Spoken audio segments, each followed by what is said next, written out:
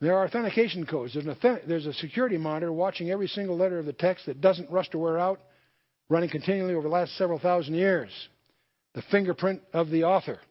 And it's a non-compromisable design, interestingly enough. Sevens occur in the Bible. How many of you notice sevens in the Bible? They occur in over 600 passages. Some are overt, some are structural, some are even hidden. They're called heptadic structures. Are they a signature of the Holy Spirit? I suspect they are. Let me give you a challenge. Imagine you were given this assignment in school. I want you to develop a genealogy from fiction, just from your imagination. But I want the number of words that you're going to turn in on your paper to be divisible by 7 evenly. In other words, if I count the number of words divided by 7, there's no remainder. How many of you could do that? You could probably fudge and make that work out, couldn't you? But I want the number of letters also to be divisible by 7 exactly. That gets a little more challenging. See, the first rule, you've got 6 chances of losing, 1 of winning, but you can fudge around that one.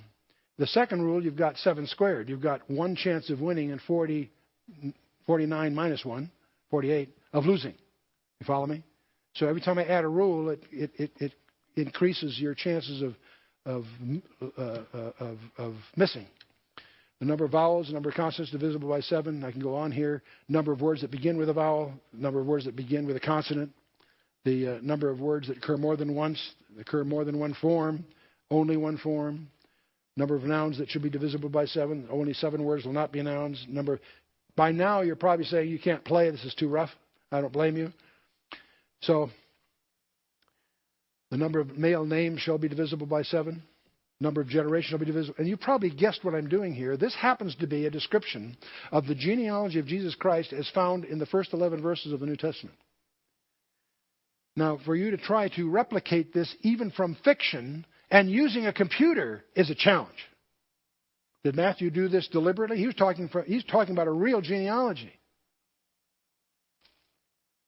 And it's in Greek, not English. English you can fudge around. Every verb in Greek had to meet 5 conditions.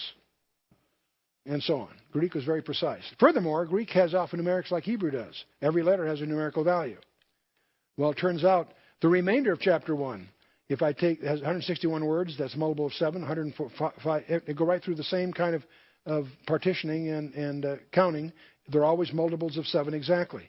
Very difficult to simulate, by the way, even if you're trying to do it on purpose. The childhood of Christ, chapter 2, again, we have the same kind of 7-fold heptadic structure. And again, I won't take you the long form through all this, except the more you get into it, the more astonishing it is. Now, see, for a rule of only 2, that's 7 times 7, you got 1 chance in 49 of getting it right. For 3 rules, 1 chance in 343 of getting it right. For 4 rules, it's 1 chance in 2,400. Well, I've given you 9 rules. That's less than 1 chance in 40 million of getting it by accident, just happening to getting it right.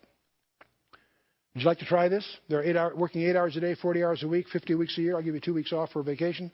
That's 2,000 man-hours a year, or 120,000 minutes per year. You have 7 to 9th chances. You got to have 40 million attempts on a random basis, at an average of 10 minutes per attempt. That you could get this knocked off in about 3,362 years. Not likely that you could do it manually, okay? But it gets worse. And there's more to it than all of this. We're sharing with you the discoveries of Dr. Ivan Penin, who graduated from Harvard in 1882, discovered Christ as a PhD from Harvard. That's a real miracle.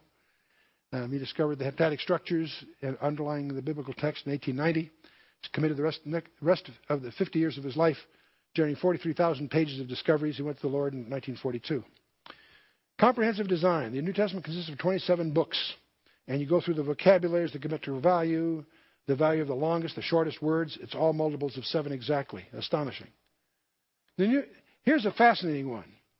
There's a vocabulary that's absolutely unique to the Gospel of Matthew. They're words that only Matthew uses.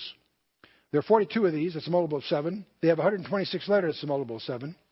How could Matthew have organized this if he tried to do it deliberately? Only one of 2 ways. He'd get the other authors of the New Testament to agree not to use those words. I don't think that happened. Or you could argue from this phenomenon that his gospel must have been written last, because then he could look at all the others and make sure that these 42 were that this geometry be preserved. So all they have in common is that they're unique to Matthew. So I could use this argument to prove that Matthew wrote his gospel last. Except I can use the same argument for the Gospel of Mark, because its vocabulary is a multiple of 7 exactly, the words that are unique to Mark. The words that are unique to Luke are a multiple of 7 exactly. The Gospel of John, each one of these wrote theirs last. Obviously not true.